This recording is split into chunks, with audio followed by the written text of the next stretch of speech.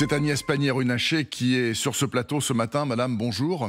Bonjour. Je rappelle aux téléspectateurs que vous êtes ministre de la Transition énergétique et que ce matin, dans Libération, vous avez délivré un vibrant plaidoyer pour le nucléaire français qu'il faut, selon vous, renforcer, favoriser, développer.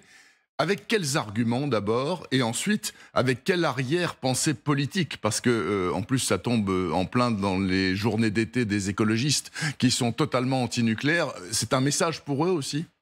Oui, très clairement, c'est un message. Pourquoi? Parce que le nucléaire, c'est d'abord une énergie décarbonée. Au moment où on traverse un épisode de canicule majeur, au moment où on voit l'effet du dérèglement climatique sur notre pays, nous avons la chance d'avoir une énergie qui est décarbonée et qui nous permet d'avoir l'électricité la plus décarbonée d'Europe avec la Suède. Et par rapport à cet atout formidable, les écologistes nous expliquent, ils nous expliquent au Parlement, qu'il faut arrêter le nucléaire. Et c'est totalement irresponsable. Donc oui, c'est une interpellation des écologistes au moment où ils tiennent leur université d'été. C'est une interpellation plus large des différentes composantes de la NUPS qui tiennent leur université d'été en ordre dispersé, parce qu'ils ont des positions différentes sur ce sujet-là. Oui, les communistes, par exemple, sont pro-nucléaire. Tout à fait, ils l'assument. Ils nous ont soutenus sur la loi sur les procédures nucléaires, ou en tout cas, ils se sont abstenus. Et donc, l'enjeu que nous avons, c'est aujourd'hui de remettre ce sujet majeur au centre du débat, plutôt que de faire le buzz sur la venue de tel ou tel rappeur dont les positions antisémites sont malheureusement, ou en tout cas très ambiguës, sont malheureusement connues. Moi, je crois que les écologistes aujourd'hui sont de meilleurs communicants que écologistes. Et le nucléaire, c'est un débat central pour la France. C'est une chance et nous devons développer le nucléaire. Écoutez, vous me tendez la perche, alors j'en profite pour vous la poser la question. Vous auriez été invité par les écolos à aller au Havre pour leur parler ou pour débattre avec eux. Est-ce que vous y auriez été avec Monsieur Médine? Je vous dis ça parce que Édouard Philippe, le maire du Havre, il avait dit j'irai, puis finalement il n'y est pas allé. Vous y seriez allé ou pas? Non, sans doute pas, parce que c'est très clairement une volonté de ne pas aborder les vrais sujets. C'est une volonté de ne pas adresser ce qui intéresse les Français. Qu'est-ce qu'on va retenir des journées des écologistes? Ça, pas leurs propositions ce matin, en tout cas, on ne retenait que Médine. Donc. Voilà, pas leurs propositions sur la lutte contre le dérèglement climatique, alors que ça devrait être leur combat majeur. Et aujourd'hui, que ce soit sur le nucléaire, mais également les énergies renouvelables, les écologistes n'ont pas voté la loi sur les énergies renouvelables. Les écologistes n'ont pas soutenu les Français le gouvernement, lorsque nous avons lancé le plan de sobriété, considérant qu'un plan qui ne donnait pas lieu à des sanctions et des contraintes n'était pas un plan sérieux. Qu'est-ce qui s'est passé ? Nous avons, avec les grandes entreprises, les grandes administrations, les grandes collectivités locales, mais également tous les Français que je veux remercier, réussi à économiser 12% de gaz et d'électricité sur toute l'année entre le 1er août 2022 et le 31 juillet 2023. Nous l'avons fait sans les écologistes. Donc aujourd'hui, nous avons besoin d'avoir... Je travaille sur la loi de programmation énergie-climat. Oui. Nous avons besoin de réunir les composantes politiques autour de ce sujet majeur, qui est le sujet de l'énergie, qui est un enjeu de sécurité d'approvisionnement, de pouvoir d'achat, de souveraineté de la France et de lutte contre le dérèglement climatique. Et effectivement, j'interpelle celles des oppositions qui veulent travailler avec moi pour porter ce projet et construire une politique énergétique et de lutte contre le dérèglement climatique qui soit à la fois en faveur de la sobriété et de l'efficacité énergétique, mais également et des énergies renouvelables et du nucléaire. Madame Pannier-Runacher, je me souviens très bien qu'à l'époque de M. Hollande et de son ministre de l'Environnement de l'époque, M. Hulot, on voulait fermer des centrales nucléaires. On a fermé Fessenheim, par exemple, et on voulait réduire la part du nucléaire dans le mix énergétique français. Ça, c'est fini, c'est de l'histoire ancienne, on oublie.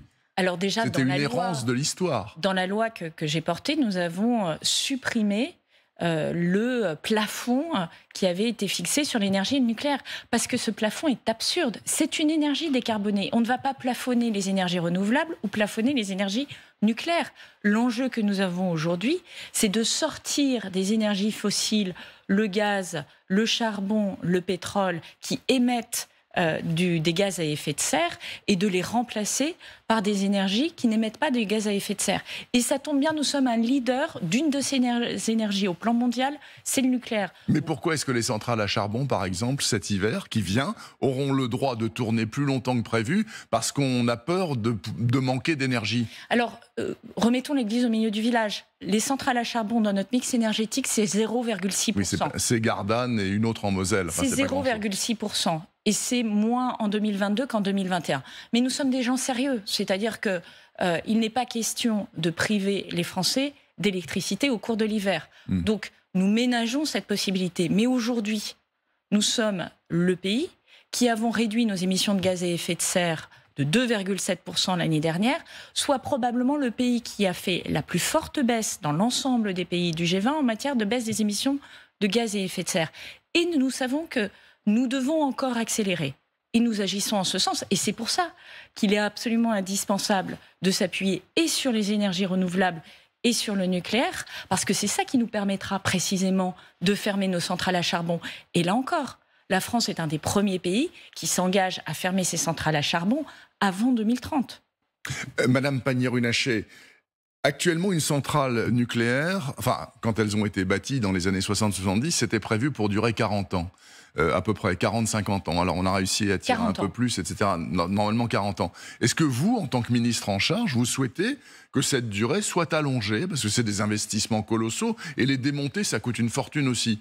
Est-ce que vous souhaitez que ça soit allongé? Et est-ce que vous avez la garantie que ce sera possible sur le plan sécurité? Alors oui, tout à fait. C'est d'ailleurs très clairement la politique que porte le président de la République. Nous souhaitons prolonger le fonctionnement des réacteurs existants le plus longtemps possible, tant que l'autorité de sûreté nucléaire nous dit c'est parfaitement sécurisé, vous pouvez continuer. Une première décision a été prise sur Tricastin, où l'autorité de sûreté nucléaire a confirmé qu'effectivement nous pouvions prolonger de 10 ans le réacteur de Tricastin. Et cet exercice, nous le faisons sur tous les réacteurs. Comment ça se passe? C'est intéressant de le savoir. Pour prolonger un réacteur nucléaire, il faut non seulement s'assurer que toutes ces composantes fonctionnent, mais surtout nous rehaussons le niveau de sûreté nucléaire à chaque visite. Donc, le niveau de sûreté nucléaire n'est pas le même qu'au moment de la construction. Il a été renforcé. À chaque fois qu'un incident nucléaire intervient dans le monde, ça peut être un tout petit incident, une vague qui est coincée. On en tire des conclusions et on ajuste dans le système français le niveau de sûreté en rajoutant un contrôle, en rajoutant un capteur, de façon à constamment être au meilleur niveau de sûreté nucléaire sur l'ensemble de nos installations. Et c'est pour ça que ça prend du temps, les maintenances. C'est pour ça que l'hiver dernier, nous avons eu un certain nombre de réacteurs arrêtés, parce que nous ne faisons aucun compromis sur la question de la sûreté nucléaire. Et donc oui, nous allons prolonger autant que possible, de 40 à 50 ans, de 50 à 60 ans si cela est possible, et nous avons commencé à travailler sur ces prolongations jusqu'à 60 de ans. réacteurs Vous envisagez nucléaires. Vous savez qu'aux États-Unis, il est question de les prolonger jusqu'à 80 ans. Pour le moment, nous sommes prudents parce que c'est une question avant tout technologique, technique, de savoir si en sûreté nous sommes capables de prolonger au-delà de 60 ans. Mais à tout le moins, des premières analyses que nous faisons, 40 à 50 ans, oui, c'est possible. Et 50 à 60 ans, cela paraît tout à fait crédible. Pourquoi c'est important ? Parce que nos réacteurs nucléaires, ils ont été construits il y a une quarantaine d'années. Oui. Donc, à un moment, il faudra les remplacer. Et donc, nous devons anticiper cela, parce que construire un réacteur nucléaire, c'est évidemment coûteux, mais ce sont des équipements qui durent qui seront construits cette fois-ci pour plus longtemps, pour 60 ans, peut-être plus. Donc, ce sont des équipements qu'on utilise très longtemps. Ils peuvent coûter un peu plus cher que des équipements qu'on utilise 20 ans. Mais surtout, c'est important parce que c'est 70% de notre électricité qui est nucléaire. Donc il faut bien trouver des équipements de remplacement lorsque ces équipements arriveront en fin de vie. Les gens d'EDF notamment disent l'avenir c'est aussi l'EPR français, qui a connu des problèmes absolument monstrueux, des retards cataclysmiques, des enveloppes qui décuplaient, etc. Les Finlandais ont attendu leur EPR pendant des années, etc. Tout est réglé là ou pas ? Alors, ce sont les projets les plus complexes en matière industrielle. Donc non, ce ne sont pas des projets qui sont faciles à monter. Maintenant, vous citez l'exemple finlandais. Aujourd'hui, le réacteur finlandais fonctionne à pleine puissance en Finlande et je peux vous dire que mes homologues finlandais sont absolument ravis d'avoir ce réacteur nucléaire extrêmement puissant qui sécurise leur sécurité d'approvisionnement électrique et qui sécurise même la sécurité d'approvisionnement électrique de leurs voisins européens. C'est pour ça que nous investissons dans cette technologie. Bien sûr, on aura des vicissitudes dans les projets, mais ce qui compte, c'est qu'à la fin, ces réacteurs soient connectés sur les réseaux, qu'ils délivrent de l'énergie, de l'électricité à tout moment. Le nucléaire n'est pas soumis à la météo, comme le photovoltaïque, comme l'éolien. Vous êtes sûr d'avoir de l'énergie au cœur de l'hiver, quand il n'y a pas de vent et quand il n'y a pas de soleil. Et c'est pour ça que c'est important, parce que ce sont les moments où nous consommons le plus d'électricité. Alors justement, parlons-en de l'éolien et du solaire. Il ne vous a pas échappé, madame, que de plus en plus de Français s'opposent aux installations éoliennes, non pas parce qu'ils n'aiment pas les éoliennes, ils veulent bien, mais sauf que ça saccage les paysages de manière irréversible et définitive. Et ils disent, vu le rendement d'une éolienne, en plus elles ne sont pas fabriquées en France, mais au mieux en Espagne, en Allemagne, voire plus loin, on n'en veut pas. Et quel est votre credo là-dessus ? Il faut leur imposer ? Parce que c'est la loi de Bruxelles ? Parce que c'est comme ça ? Alors d'abord, il n'y a pas de loi de Bruxelles. Ce que Bruxelles nous impose de faire, c'est de décarboner notre activité, de décarboner notre économie. C'est nous-mêmes qui avons porté les accords de Paris pour dire que nous devons être responsables par rapport au dérèglement climatique. Et je crois que, quand bien même il reste encore des climato-sceptiques et quand bien même le Rassemblement national s'est encore illustré en évoquant mardi les exagérations des analyses du GIEC, ce qui montre qu'il y a encore beaucoup de chemin à faire pour montrer que malheureusement c'est une réalité et c'est une réalité qui appelle une action politique. Nous devons effectivement, nous n'attendons pas Bruxelles pour nous imposer quoi que ce soit. Maintenant, si je reviens sur les énergies renouvelables. L'année dernière, nous avons connecté à peu près 1,5 gigawatts d'éoliennes terrestres. C'est une des points les plus importants, enfin des connexions les plus importantes de puissance d'éoliennes terrestres. Ces projets, et je m'en assure personnellement, ces projets qui ont été portés jusqu'au bout, ont le soutien des élus locaux et des habitants. Donc il ne faut pas tomber dans la caricature en disant partout dans le territoire, pas partout, mais de plus en plus. Il y a du rejet.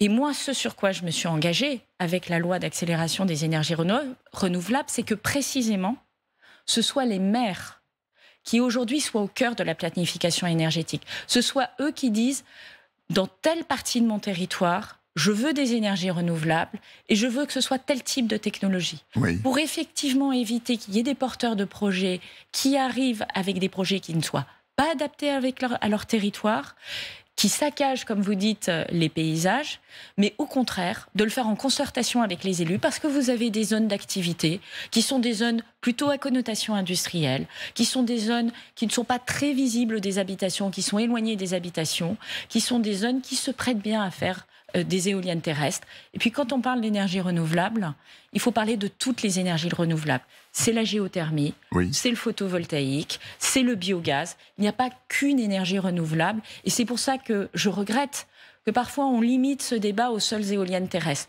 Parce qu'effectivement, c'est un irritant dans certains territoires. Nous, ce que nous voulons, c'est que les projets, ils sortent de terre à condition qu'ils aient le soutien et des habitants et des élus locaux. Même question pour le photovoltaïque. J'ai lu, et vous l'avez lu, ou en tout cas on vous en a fait un digest, une enquête extraordinaire du Monde qui montrait que des centaines et des centaines d'hectares de terres arables, voire de forêts, en zone non urbaine, bien évidemment en France, notamment dans des départements comme la Drôme, etc., étaient en train d'être recouverts de panneaux photovoltaïques. Ça semble très bizarre, si vous voulez, à un moment où on se dit qu'il faut maintenir des paysans, qu'il faut aider la forêt, etc. Si je peux me permettre de vous interrompre, non seulement c'est pas bizarre, mais c'est interdit par la loi.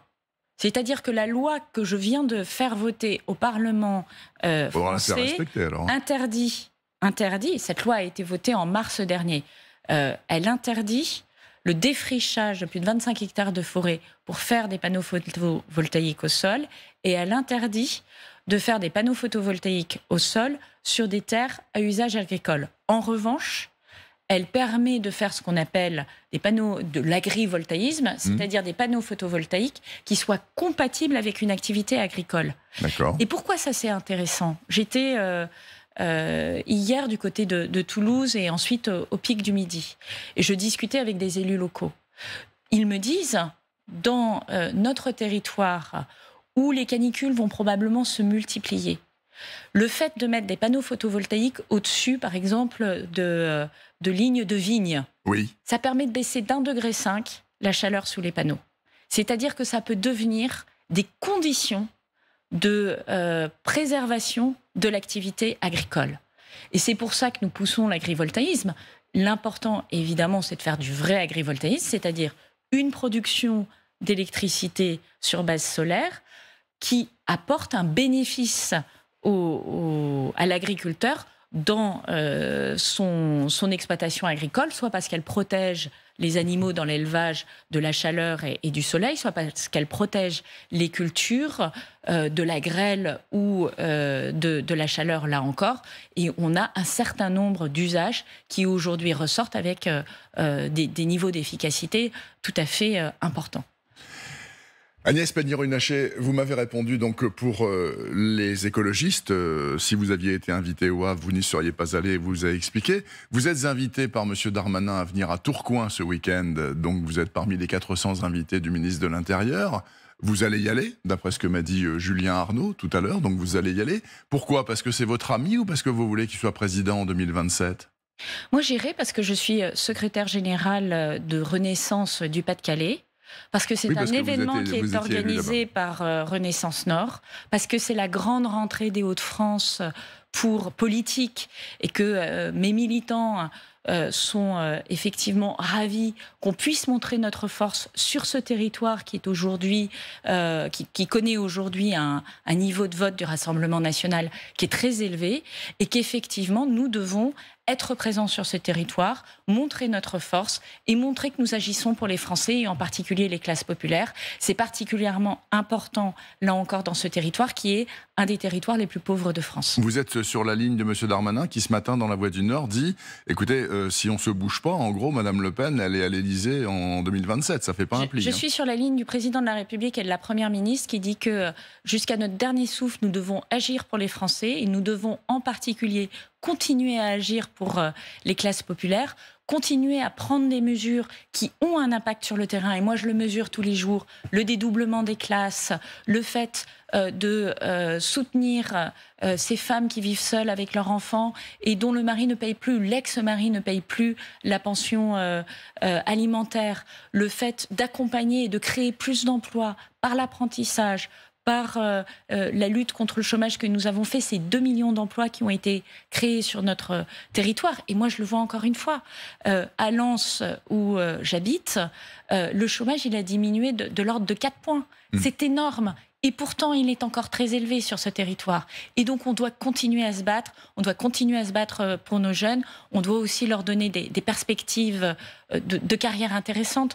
On parlait beaucoup d'énergie et de nucléaire. 100 000 postes pourraient être créés. 100 000 recrutements, et pas n'importe quel poste, c'est-à-dire qu'à tous les niveaux de qualification, qu'il s'agisse de métiers de soudeur, de tuyauteur, mais également de techniciens et d'ingénieurs, ce sont des métiers qui payent beaucoup plus que la moyenne aujourd'hui des salaires français. Donc c'est ça aussi, reconquérir les classes populaires, c'est leur donner des perspectives d'avenir. Merci beaucoup Agnès Pannier-Runacher, donc ministre de la Transition énergétique sur LCI ce matin. Je vous souhaite une bonne journée et un bon week-end à Tourcoing.